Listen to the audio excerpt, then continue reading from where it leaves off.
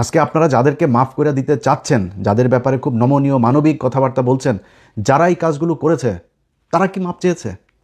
আওয়ামী লীগের একটা ছোট একটা ইউনিট, ওয়ার্ড লেভেলের কোনো আওয়ামী লীগের একজন সভাপতিও কি তার সাথে 20 জন মানুষকে নিয়ে এসে কোনোদিন ক্যামেরার সামনে বলেছে নাকি যে ভাই আমরা আওয়ামী লীগ করতাম, আমাদের ভুল হয়েছে, আমরা জীবনে আর আওয়ামী লীগ করবো না, এই ধরনের এই নৃশংস হত্যাকাণ্ড আওয়ামী লীগ করেছে, আমরা এটা ঘৃণা করি? কেউ বলেছে এখন পর্যন্ত? হাসিনা গতকালকেও আমার এই ফেসবুকে পোস্ট দিয়েছে, দেখেন না তারেক রহমানের কীভাবে গালাগালি করে তারপরে ভিডিওতে কথা বলেছে। মানে এখনও মানে ফানা তুলে আছে যে সুযোগ পাইলেই তারপরে আপনার ছবল দিবে। আপনি এরকম একটা মানে দলের জন্যে আপনার এত মায়া কান্না, এত ভালোবাসা, এত কিছু কিসের জন্য? এইখান থেকে যদি বের হইতে না পারেন, বলে রাখলাম ভাই, এই যে সাংবাদিক যারা আজকে ছোট ছোট করে তারপরে এগুলো করে না, এটা কিন্তু আমরা ওই দিন এক কলাম লিখেছে একজন এক ইয়েতে মতামত, সেখানে বাংলাদেশ কি ধর্মীয় এই সাম্প্রদায়িক রাষ্ট্র হতে যাচ্ছে? তো আমি একটু দেখতে গেলাম যে মানে কী কারণে নিউজ করলো। ওমা, পাকিস্তানের স্বরাষ্ট্রমন্ত্রী এসছে বাংলাদেশে, এইটাকে নানানভাবে ঘুরায়া পেঁচায়া মনে করেন সেই গরুর আর কুমিরের রচনার মতো বানায় নিয়ে আসা, তারপরে এখানে বোঝাইলো যে বাংলাদেশের সাথে পাকিস্তানের সম্পর্ক অনেক ভালো হয়ে যাচ্ছে, এইটা হলো সমস্যা। পাকিস্তান তোমার লাগায়, পাকিস্তান তো তোদের আমি তো ভাই বহুবার বলছি, আপনারা অনেকে, আমার তো লোকজন অনেক মানে ভদ্র, তো এরা আবার একটু মুখটু খারাপ করলে পছন্দ করে না, নিজেও করতে চাই না, বয়স হয়ে যাচ্ছে, আমি একটু সুন্দরভাবে কথা বলতে হবে, না বললেও পারি না ভাই। এদের কিছু বললে আবার এরা কয় যে আমরা হইলাম গিয়া পাকিস্তানের রাজাকার, পাকিস্তানি ইয়েটি, এগুলো বলে না ভাই। ডেফিনেশন ক্লিয়ার, একদম লাউড অ্যান্ড ক্লিয়ার। মানে আমি ধরেন আপনি আমারে বলবেন আমি রাজাকার, আমার বাপ রাজাকার, আমার দাদা রাজাকার, আমি নিজে বলি, আমি কনফেস করি যে আমার বাপ, আমার দাদা, আমরা সবাই রাজাকার ছিলাম, এবং আমরা তোদের মা বোনদেরকে তুলে নিয়ে তারপরে পাকিস্তান মিলিটারি ক্যাম্পে দিয়ে আসতাম। ওইখানে তোর মা বোনেরা প্রেগনেন্ট হুয়া, এরপরে তোরা পয়দা হুয়া, তো বিষ তো ভাই তোরা কান্দাকাটি তোরা করবি, তোরা এটা না বুঝে আন্দাজে তো আমাদেরকে জিতাই দিলে হবে না, তাই না? এখন পাকিস্তানের নিয়ে তাদের বিশাল আকারের সমস্যা। পাকিস্তানের খেলাটা হইলো, দেখেন এই খেলাটা নিয়ে আইছে মেহেরাপুর শাওন সহ অনেক সুশীলেরা, বুঝছেন, পাকিস্তানের ইয়েতে হারাতে কষ্ট হচ্ছে, এই হচ্ছে সেই হচ্ছে। এটা পাকিস্তানের নিয়ে কষ্ট হওয়ার কিছু নাই তো।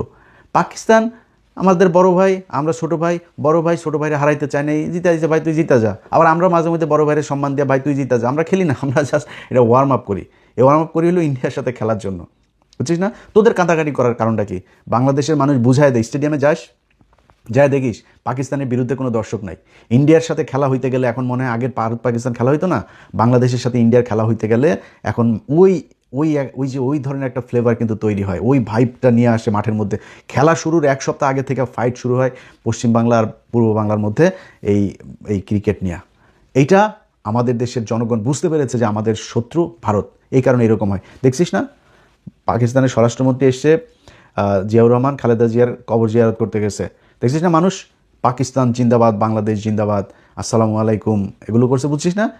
এগুলো কিন্তু আমাদের দেশের বদলে যাওয়া এক সিনারিও, এগুলো আমরা তৈরি করেছি। এই গেল 15 বছরে মানুষকে বুঝায় সত্যটা সামনে নিয়ে আসা হয়েছে। যে ইতিহাস মানুষকে জানতে দেওয়া হয়নি, সেই ইতিহাস আমরা তুলে ধরেছি, ধরে মানুষকে বোঝানো হয়েছে যে Pakistan is not our enemy. এইটা মানুষ বুঝতে পেরেছে। এটা হচ্ছে গিয়ে আমাদের এখনকার বর্তমান বাস্তবতা। এই বাস্তবতায় দাঁড়িয়ে তারপরে আপনি এখন পাকিস্তানের সাথে সম্পর্ক হইলে আমরা বিশাল আকারে জঙ্গি রাষ্ট্র, সাম্প্রদায়িক রাষ্ট্র হয়ে যাব। কই শুভেন্দু ওইদিকে বলে এটা হিন্দু রাষ্ট্র, এখানে কোনো ধর্ম, মুসলমান সাম্প্রদায়িকতা কোনো কিছু চল, মুসলমান হলে পিটানো, মসজিদের ভেতরে যায় এই করে। কই নিউজ কই? এক বাংলা এডিশন ছাড়া আমি তো কারো নিউজ দেখি না। আরও 2-4টা আছে, এই যেমন আমার দেশ, 21 টিভি, এনটিভি, কয়েকটা টেলিভিশন আছে, বাট যারা এই যে অসাম্প্রদায়িকার কথা বলে, কোথায় 71, সময়, ডিবিসি অথবা ডেলি স্টার, কই দেখি না তো এদের অসাম্প্রদায়িকতা কোথায়? নাই তো। তখন ওই জায়গায় গেলে আর অসাম্প্রদায়িকতা থাকে না নাকি? অসাম্প্রদায়িকতা খালি মুসলমানদের বেলায় আসে। এই হইল গিয়া বর্তমান পরিস্থিতি। তাদের খুব আক্ষেপ পাকিস্তানের সাথে কেন সম্পর্ক ভালো। পাকিস্তানের সাথে সম্পর্ক না, পাকিস্তানের সাথে সব সম্পর্ক ঠিক হইতে হবে, শতভাগ অ্যাক্সেস তাদেরকে দিতে হবে। আমাদের সাথে তাদের গোয়েন্দা চুক্তি, সামরিক চুক্তি, বাণিজ্যিক চুক্তি, অর্থনৈতিক চুক্তি, শিক্ষা চুক্তি, সব চুক্তি হইতে হবে। আমার পোলাপান যা ওইখানে পড়াশোনা করবো, ওরা এখন ফ্রি স্কলারশিপ দিচ্ছে, সেখানে যাবে, ওদেরগুলো আমাদের এখানে আসবে। 2 বিশ্ববিদ্যালয়ের সাথে আমাদের মানে কারিগরি যেই আপনার শিক্ষার যেসব পদ্ধতিগুলো আছে সেগুলো আদান প্রদান হবে, সব কিছু হবে, হইতে হবে। এটা আমাদের জন্য। ধরেন পাকিস্তান যদি নাকি আমাদের সাথে এখন চায়ও, বা আমরা যদি চাইও, 2 দেশ কি এক হইতে পারবে? সম্ভব না। আমার এক হওয়ার দরকার নেই, আমার এক হইতে হবে, কারণ পাকিস্তানের শত্রু আমার শত্রু। শত্রুর শত্রু আমার বন্ধু, পাকিস্তান আমার এই জন্য বন্ধু, পাকিস্তান আমার মুসলমান ভাই, সব দিক থেকে মিলায়া পাকিস্তানের সাথে আমাদের সম্পর্ক। এটা ওনাদের নানান হিসাব টিসাব মিলে আমি ওই কলামটা পড়লাম, মানে বিরাট ইতিহাস মিতিহাস দিয়া ঘুরায় পেঁচায়া তারপরে পাকিস্তানের সাথে আমাদের সম্পর্ক হলে সাম্প্রদায়িক হয়। এবার সাম্প্রদায়িক কিরে, আমাদের 95% মানুষ মুসলমান, সাম্প্রদায়িক মানে কি? আমার দেশে ধর্ম যা সেটা পৃথিবীর কোন দেশ মানে না? আমেরিকার পৃথিবীর সবচেয়ে অসাম্প্রদায়িক রাষ্ট্র হিসাবে ক্লেম করে তারা। তো প্রেসিডেন্ট ট্রাম্প এখানে নিছে, আপনার শপথ নিছে, বাইবেলের উপরে হাত দেয় নেই, এটার সাম্প্রদায়িকতা বলে না, ওইটারে তো আবার বলেন না সাম্প্রদায়িকতা। আমাদের যদি এখন কোরআন শরীফ নিয়ে বললে আমাদের আবার কোরআন পাঠের পরে আবার ত্রিপিটক পাঠ, বাইবেল পাঠ, তারপরে ওই আপনার হিন্দুদেরটা সব পাঠ মাঠ করে এরপরে আমার লেভেল করতে হয়, মানে আমার বুঝাইতে হবে অসাম্প্রদায়িক।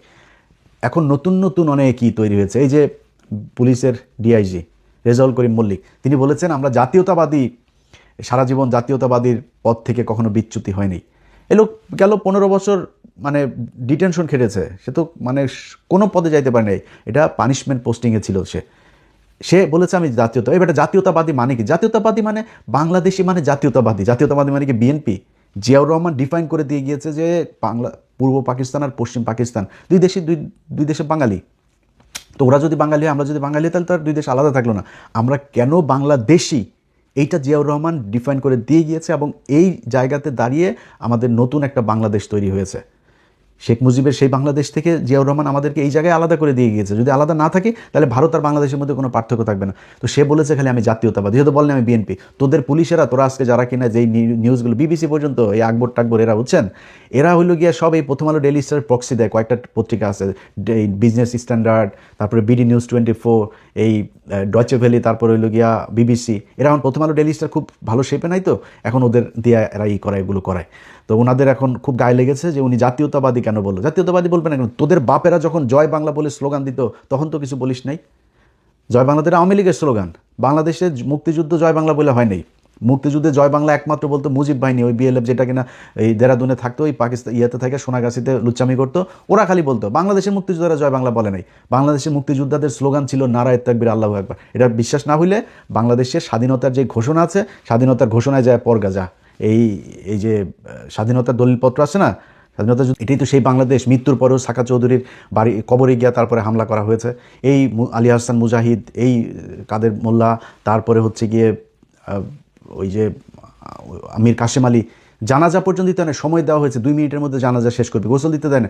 এই যে বজলুল হুদা, আমাদের চুয়াডাঙ্গার কৃতি সন্তান, এই বীর যোদ্ধা, 75-এর বীর যোদ্ধা, তারে মানে গলা কেটে ফেলেছে, আপনার ফাঁসির কথা বলে গলা, বাতেন মাজেদ, ক্যাপ্টেন মাজেদ গলা কেটেছে, শেখ হাসিনা নিজের হাতে গলা কেটেছে। এটা তো সেই বাংলাদেশ, তাই না? আমরা এই দেশে দেখি নাই? ছোট বাচ্চা সহ তারপরে জেলখানায় পাঠানো হয়েছে, এটা আমরা দেখি নাই? খালেদা জিয়ার মতো একটা মানে ভিভিআইপি মানুষ, সেই ভিভিআইপি মানুষের পর্যন্ত, তার এই 80 বছর বয়সের একজন নারী, তাকে পর্যন্ত এই শেখ হাসিনা কি বাজেভাবে কথা বলে তারপরে জেলখানায় রেখে রেখে তারা মারল। এগুলো এই বাংলাদেশেই ঘটেছে না?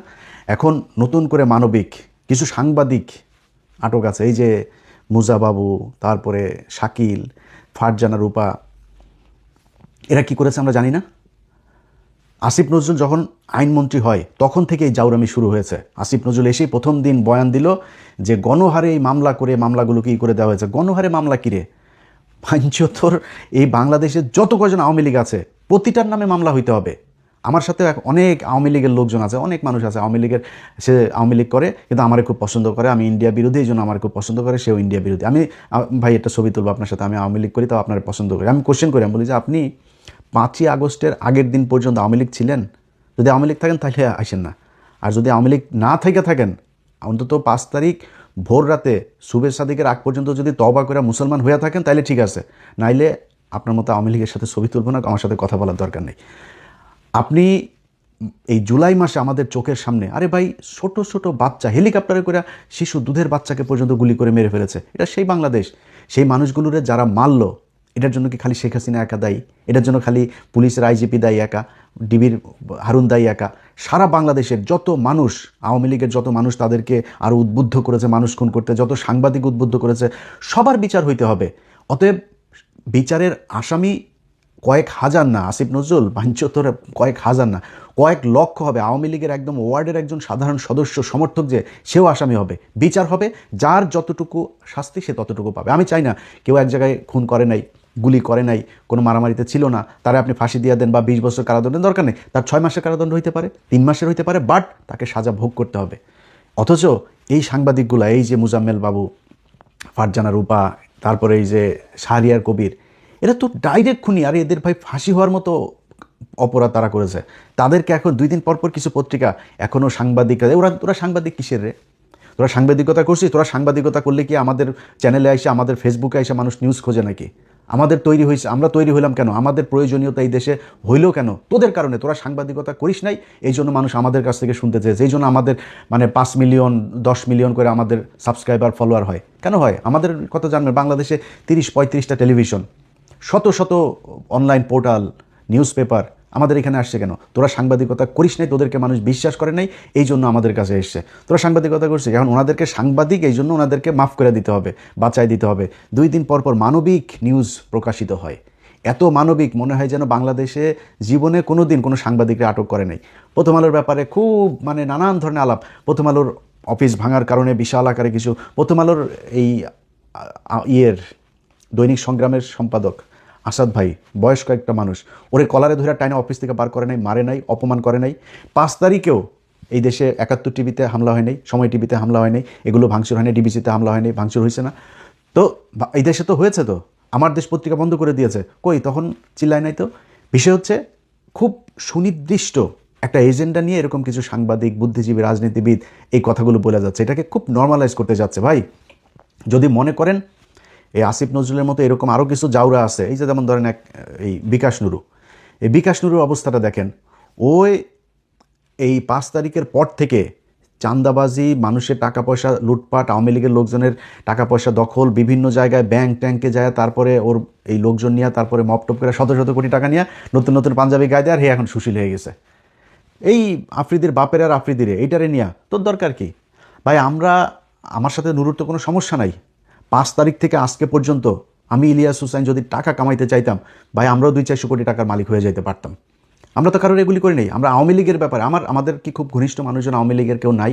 আমাদের খুব পরিচিত বন্ধু বান্ধবদের ভিতরে, আত্মীয় স্বজনের ভিতরে কারোর না কারোর পরিচিত এমনি ঘুরায় পেঁচে আওয়ামী লীগের লোক নাই?